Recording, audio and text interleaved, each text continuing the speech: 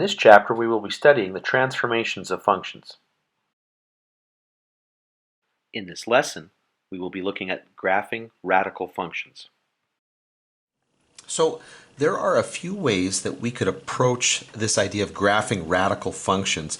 But the way that we're going to choose to do it here is we're going to treat that radical there, the square root, as if it's a transformation in a sense here. So we're going to start with some function here, y equals f of x, and we're going to transform it to this right here. And we're going to take a look at what that does. Okay, we're going to take the square root of it. Now, first of all, you got to know that this is only going to be defined, this radical function is only going to be defined when the range, and I got to be really clear on this, when the range of that function, that inside function, is greater than or equal to 0. Okay, it's not the domain, it's the range. Whatever this function here has to produce positive values that I can take the square roots of. Anywhere where this function basically dips below the x-axis becomes irrelevant, because you can't take the square root and get real numbers if the numbers are negative. So this function here, and remember this is standing for y, f of x represents the y coordinate, that has to be above the x-axis. Okay? Now, let's just think about this. Some other things that you want to notice here is that invariant points. Okay, when you take the square root of 0, and you take the square root of 1, the answers are going to be 0 and 1. Okay, so anywhere, and you can see that right here, and I'll zoom in a bit on this. Anywhere where you're going to get some point here where the y coordinate is 0, the y coordinate is 1, those are going to be invariant because the square root of 0 is 0 and the square root of 1 is 1. Okay, and you can see it here. You can see it actually in two places here. Remember, f of x represents the y variable, the dependent variable. So we're taking the square root of the y variable. And that's exactly what you're seeing here. This is the mapping. Okay, x comma y is going to become the point x comma the square root of y.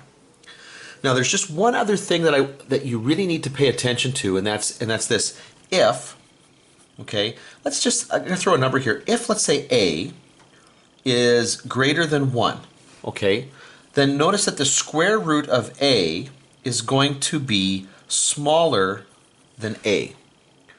So pick a number bigger than 1, like 9. Square root of 9 is 3, and that's smaller than 9. Square root of 16 is 4, that's smaller than 16. But if a is some fraction between 0 and 1, then notice that the square root of a is in fact larger than a. Okay, and I'll give you an example here. What about at 1/4? The square root of 1/4 is 1/2. Okay, so the square root of 1/4 is 1/2. That is bigger than 1/4. So what happens here is there's a bit of a trade-off. When this value is less than 1, okay, the square root is above the original value. Once you get past 1, the square root is below the original value. So 1 is that kind of magic number there. The square root of 1 is 1. You're going to see in a little bit here how that affects the function when we try to graph that. Okay, there's a little nuance of the graph that needs to exist in order for this transformation to be accurate, and you'll see that in a couple minutes. For each point on the graph of y equals f of x, determine the corresponding point on the graph of y equals the square root of f of x. Round answers to the nearest tenth if necessary. Okay, so let's just jump right into this. So we're going to pretend that these are points that are on this original function y equals f of x. We're going to take the square root. So take the square root of this one right here. Now remember that when we take the square root, it's just the y coordinate we're taking the square root of here. And the square root of 0 is 0, so this becomes this point, which really just stays the same. That's invariant because the x coordinate, or sorry, the y coordinate I should say, is 0. Now over here, don't get thrown off by this particular question here, okay? When we take the square root, I am only taking the square root, okay, of the y coordinate here, not the x. It doesn't bother me at all. It doesn't bother me in the least that the x coordinate there is negative because I'm going to take the square root of just the y coordinate. And not only that, you should understand that, you think back to the last lesson here on this, a square root can only produce positive values. So, and I know there tends to be a little bit of confusion about this. You think, well, what about the plus or minus? In this particular case, that's not what you're getting. this symbol here really only produces a positive root. So the answer here is going to be negative 5 comma 5. Now, just maybe we should take a couple seconds here and just discuss this over here. If the question were worded like this, x squared equals 25, when I square something, whether it's positive or negative, the result is positive. So if I'm asking you something squared is equal to 25, then the answer is, well, that could have been plus or minus 5. However, if I'm telling you that x is the square root of 25, there's no ambiguity here. I mean the positive root. This is just 5, not plus or minus 5, just 5. Okay? That ambiguity only comes because I'm squaring something, and squaring gets rid of the negative. So here, this is not going to be plus or minus 5 in the y-coordinate, it's just going to be positive 5. Over here, again, I'm just taking the square root of the y-coordinate. Now this one is a little bit tempting because you look at that and you say, well, hey, I can take the square root of 9, that's 3. But that's not what this question is asking. I don't want you to do that. I want you to take the square root of the y-coordinate. And so the question says to the nearest tenth, this is going to be 3.9. Okay, so 9 comma 3.9. Here, remember, I am taking the square root of the y-coordinate and then bum bum bum. Okay, as soon as you take the square root of a negative, you've got no real root. So there's this one would be one of those things there. This point would disappear for us. Okay, we're just going to ignore that because at this point here we're not prepared to deal with that kind of math, although it really is cool. Okay, it's not undefined. This is really quite well defined, but it's just not real. Here, remember, we are taking the square root of the y-coordinate, and this is an example of a point, okay, that moves in the opposite direction than you'd normally expect. The square root of 1/4 is a half. So it turns out this point is above this point. Okay, kind of interesting. And this last one here, 0 comma 3/4, again, we're not taking the square root of the x-coordinate, it's just the y-coordinate. Okay, and so now I'm just going to go to my calculator here because I don't know what that is off the top of my head. The square root of 3/4 to the nearest tenth would be 0.9. And again, think about that. 3/4 is 0.75. Its square root is roughly 0.9. Again, it's going up. When that y-coordinate is between 0 and 1, the square root moves above the original. Whereas these other ones here, okay, 25 goes to 5, 15 went to 3.9, they're getting smaller. Use the graph of y equals f of x to sketch the graph of y equals the square root of f of x. State the domain, range, and intercepts of the image function. State the coordinates of any invariant points. Okay, so we're going to take the square root of this function right here.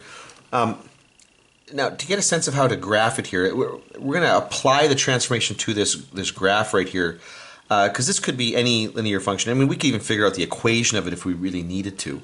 In fact, actually, it's not a bad idea right now. This equation here has got a slope of, what is that? It's going to be a slope of 2 and a y-intercept of 5. So this is the function 2x plus 5.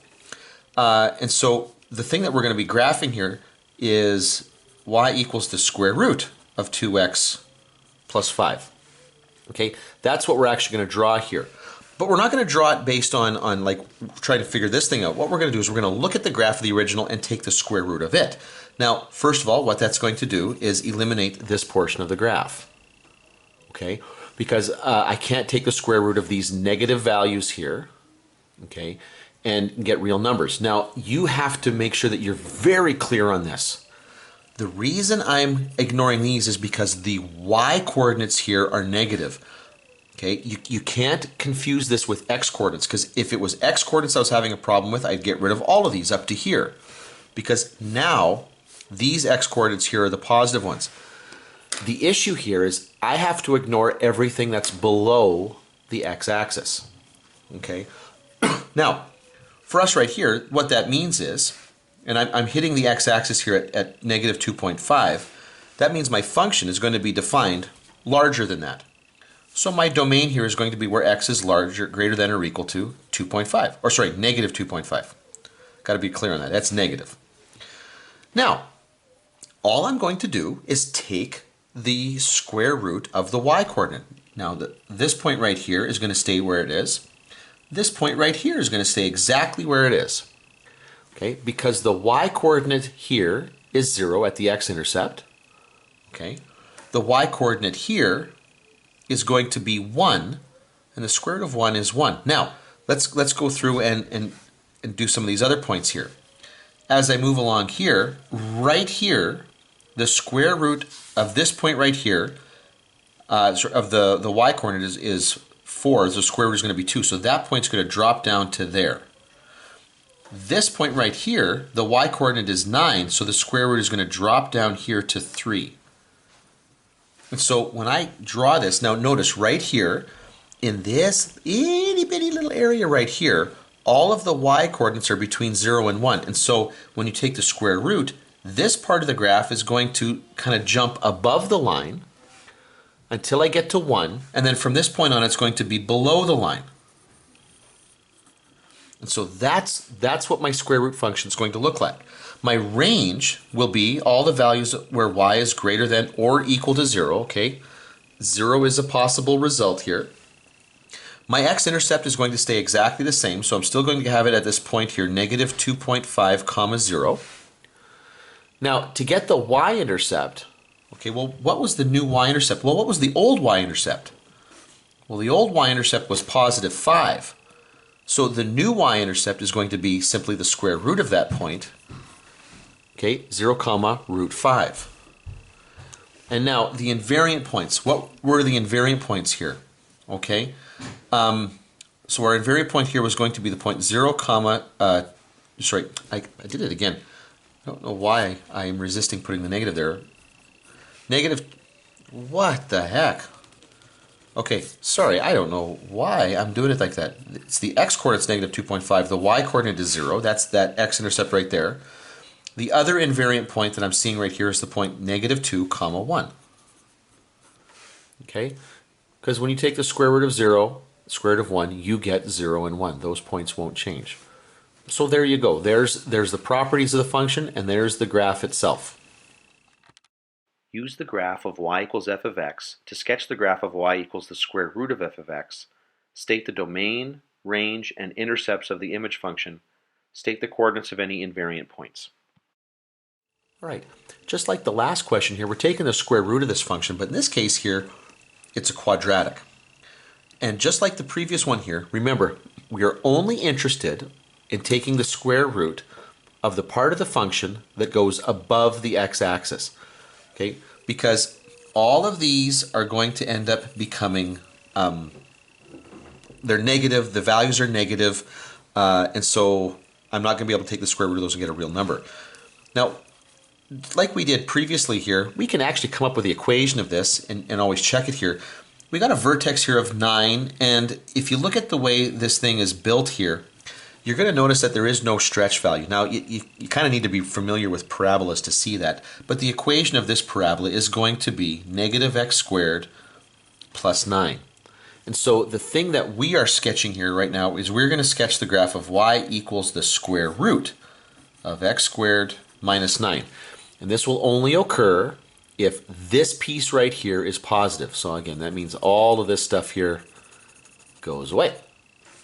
So now, the domain that we're left with is going to be all the values between our x-intercepts here. So negative 3 to 3. So our domain is going to be where x is greater than or equal to negative 3 out to 3. And it turns out that means our x-intercepts are going to stay the same. So my two x-intercepts will be negative 3 comma 0 and 3 comma 0. And what that means is I already know a couple of my invariant points are going to be negative 3 comma 0, 3 comma 0. I want you to notice the connection we get here, okay? So this is going, it's in between those two. Those are my x-intercepts. Here's my invariant points. So now what we'll do here is we'll just go along here and we'll take the square root of some key points here. So first of all, we know that these points, okay, are invariant. They're not going to go anywhere. And where the y-coordinate is equal to 1 is also not going to go anywhere. Now, It's a little bit harder to tell what the coordinates of those points are. We'll get to it in just a second here. This one right here, when the y-coordinate goes to 4, we know that those points are going to drop down to 2. So right here, it's going to drop straight down, because this isn't a horizontal transformation. This is a vertical transformation. So they're not going to move sideways. They're just going to drop down.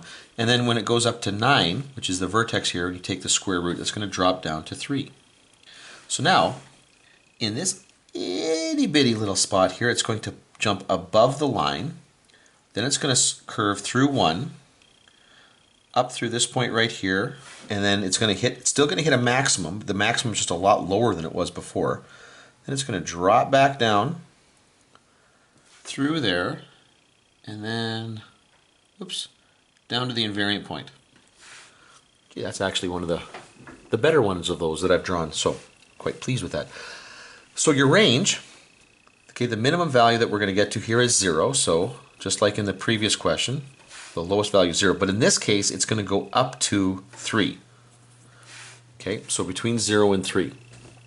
My y-intercept, okay, well the y-intercept was clearly 0, 9 to begin with, so now that's dropped down to the point 0, 3. Now, we need to figure out what the invariant points are. Now we got 2 of them, but we got 2 more invariant points here. Now, you can work with either one of those 2 original equations here, but we probably don't want to work with the radical here. So let's just work with this one. So let's come down here and take a quick look. So y was equal to negative x squared plus 9 was the original. What I'm looking for here is the x-coordinate when the y-coordinate is 1.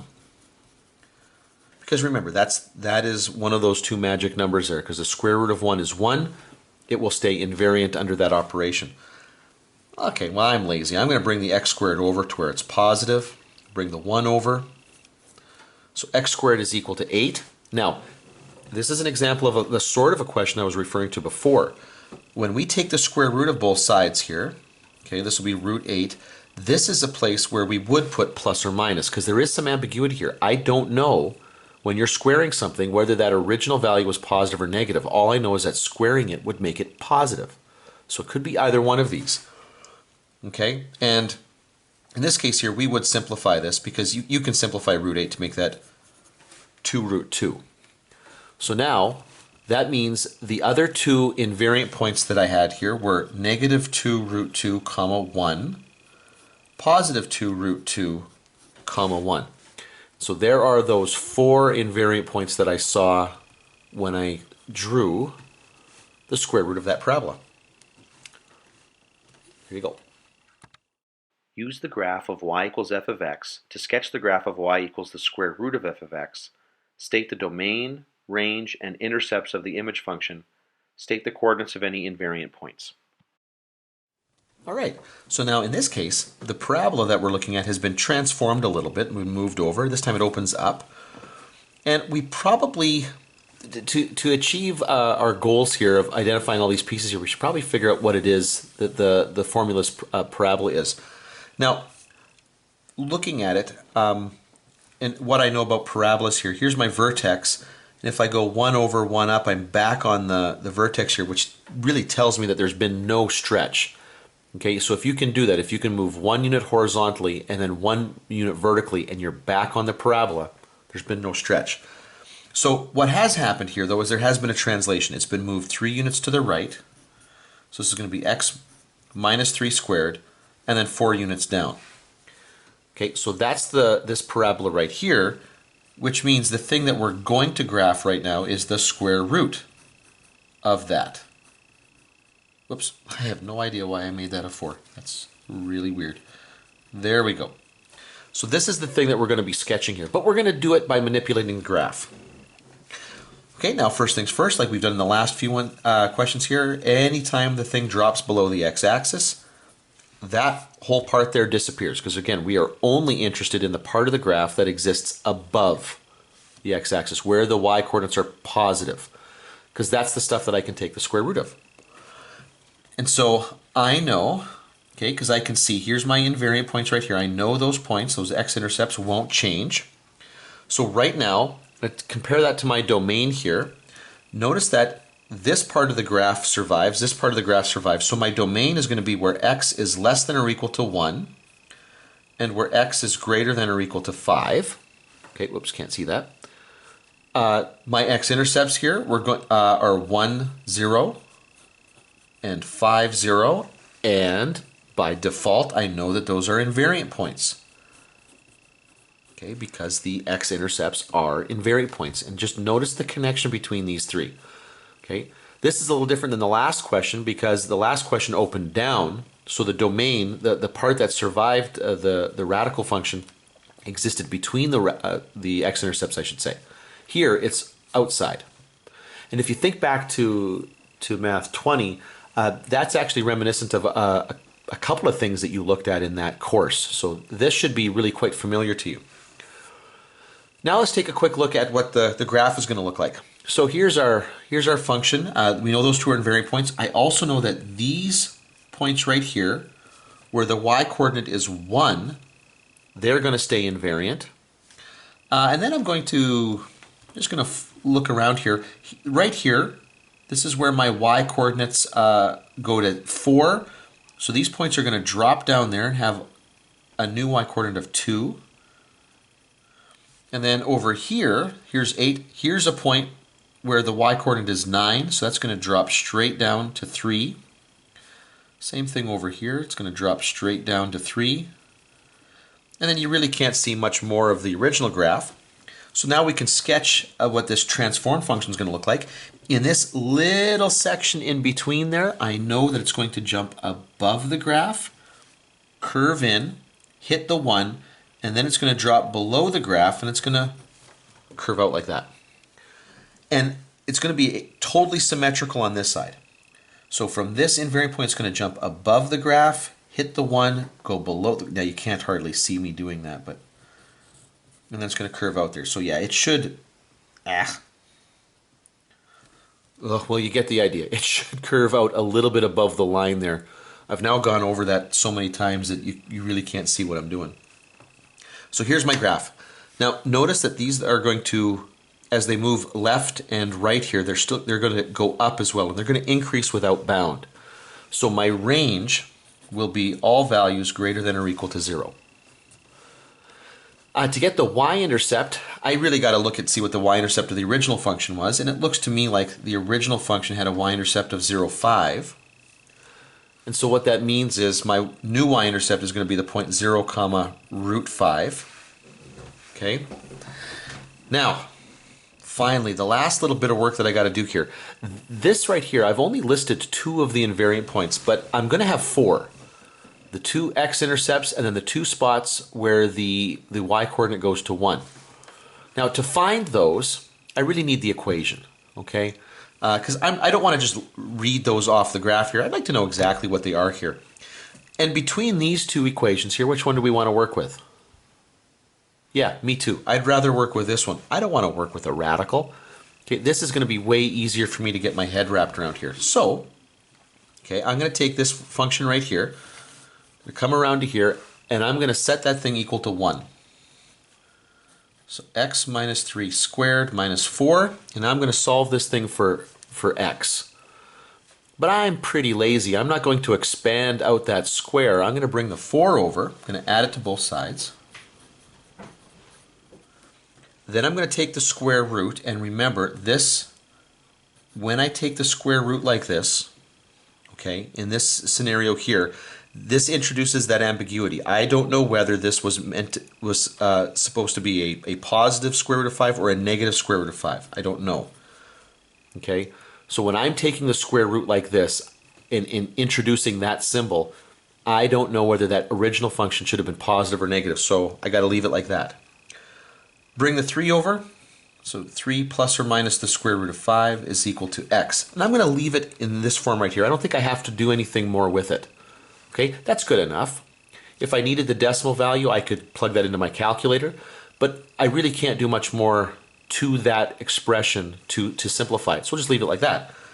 So here are my 2 other invariant points. It's either going to be 3 plus root 5, comma 1, or it's the other form of this, which was 3 minus root 5, and again, comma 1. So I'm looking for the 2 points where the y values are 0 or positive 1. And there we go. Let me just zoom out just a little bit here. That is all the information that this question was asking us to find. Now we will look at solving radical equations graphically. Using a graph, find the x-intercepts of f of x is equal to 2 root x minus 4. Okay, so we're going to enter this one into the calculator here. So I've already done that. So the function is f of x equals 2 root x minus 4. So here we go, 2 root x minus 4.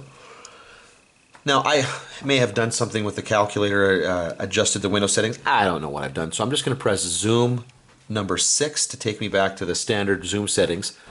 And then there's my function right there. So this question is asking me to find the x-intercept. Okay, so all we want to do is make sure that you understand how to do that. So I'm going to press second and then the trace button specifically to get into, whoops, right here, this calc menu.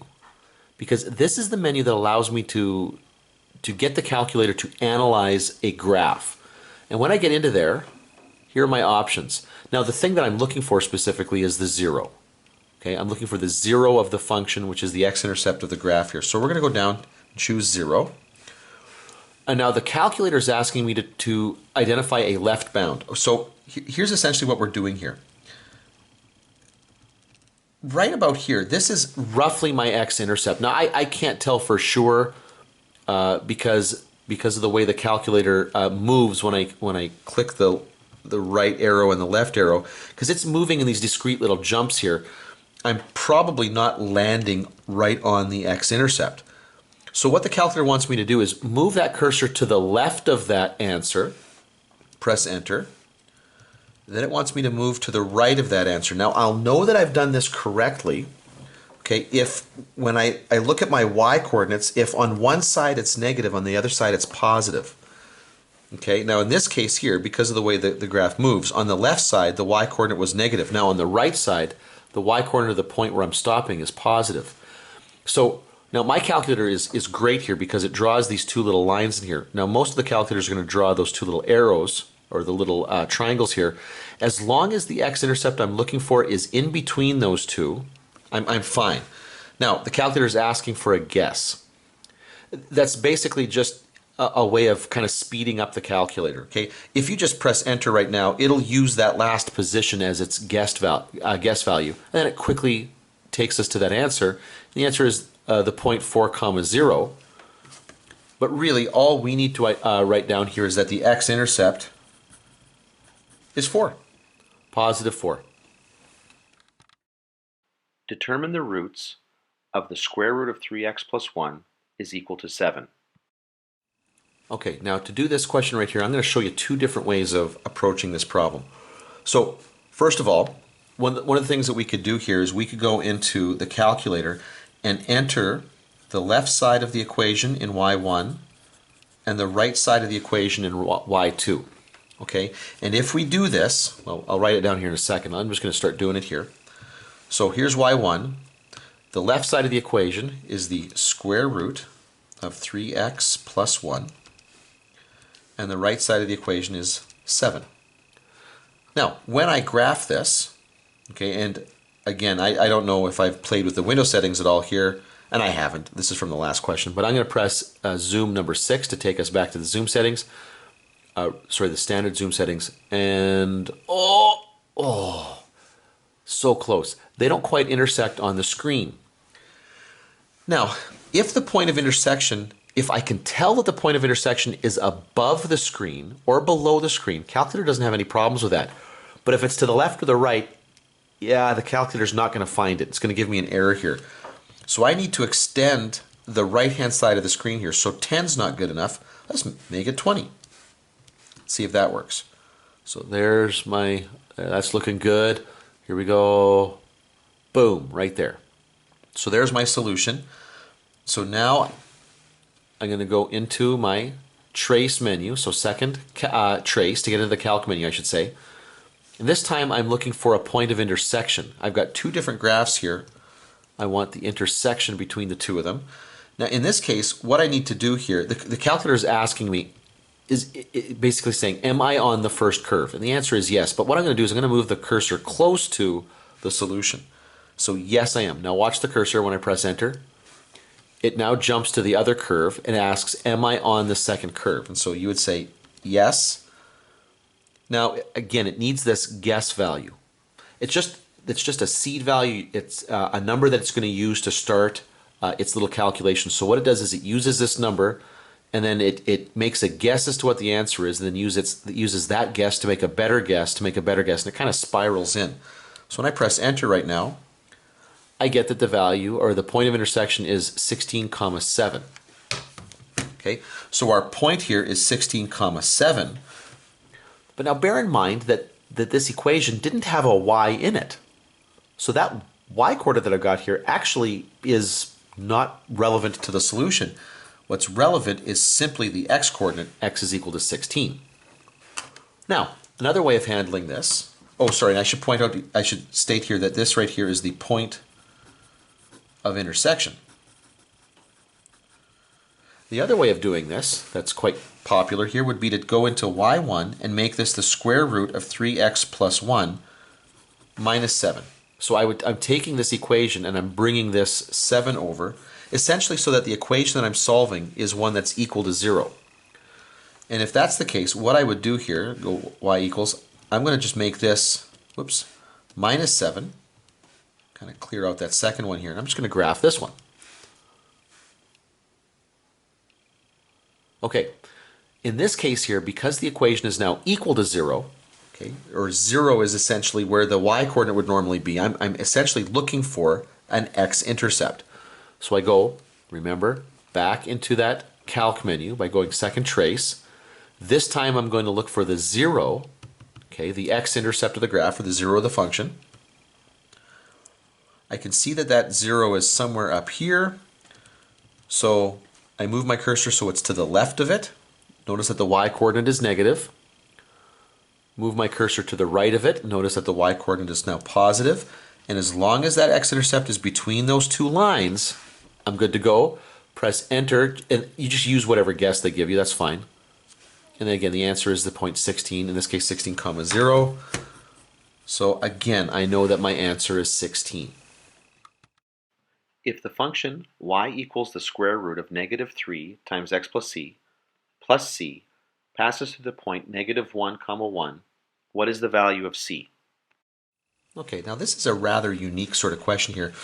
Here's my equation, and I'm told that it passes through the point negative 1, 1. And now we're asked to find what the value of c is. Well, okay, first of all, plug in that point. This is my x, this is my y. So 1 is going to equal the square root of negative 3 times negative 1 plus c, close the bracket here, plus c. Okay. Now, once it's in this form here, notice I've just got the single unknown here. I mean, that's really similar to what I just did here. Okay, equation, single unknown here. So what I might do with this one is approach it the same way. So I'm going to take that 1 over. Okay, so this will be the square root of negative 3 times negative 1 plus, now I'm going to enter this into my calculator. I'm going to use x here instead of the c because I'm going to have to do that on my calculator, minus 1. And I'm going to plug this in and look for where it hits the x-axis. Remember, because this is the 0 here. I'm looking for the 0 of the function. So let's take a quick look. This will be the square root of negative 3, and make sure that you're using, when you enter that in, you're using the negative symbol, not the subtraction. Okay, you'll really confuse the calculator. It'll give you an error if you use the wrong symbol there. So I want negative 3, okay, bracket, negative 1 plus x, close the bracket, then we're going to get out of the square root, plus x minus 1. Now, I have played with the window settings over the last couple questions, so I'm going to press zoom number 6 to go back to the standard window settings. Okay, and there we go. So it looks like we might be hitting the x-axis here twice. Now let's find this one for sure there, so that's going to be the 0. So, and I'm going to move to the left of that one, move to the right, so that the x-intercept is in between those two boundary points there. I don't really care that it's going to guess that number because it doesn't really matter what it guesses. Press enter, and we get -2. So in this case right here, one possibility is x is equal to -2. Now, I got another possibility here. It looks like it might be hitting the x-axis there at +1. Okay, it looks like it. It looks like it. I tell you what, let's zoom in. Now, I love the very first option you get here, zoom box. If you've never used it before, this is a great little tool. So I press zoom box, and then what I'm going to do is I'm going to move my cursor, and I'm going to press enter here. I move it to the top, above it and to the left of the point that I'm interested in. I press enter. Now I'm going to move that cursor down and to the right of the spot that I'm interested in and press enter. And when I do, it will zoom in on that box. Oh, that is looking so much like that one is going to be a solution. So let's just test it here. Let's test it. Is x equal to 1? So let's take a look here. So if you plug 1 in, what's -1 plus 1? 0. What's 0 times -3? 0. And we know that the square root of 0 is 0.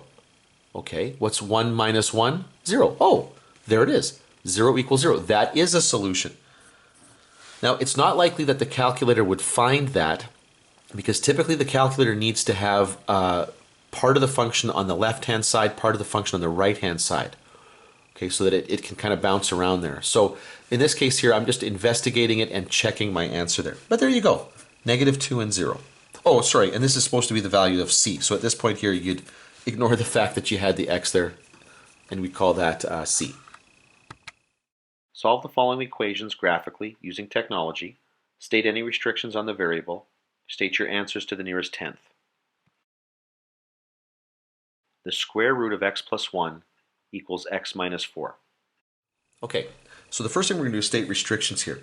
Now, I really want to make sure that you catch what's going on here because the restrictions are a little more subtle than some of the other questions that we've done here.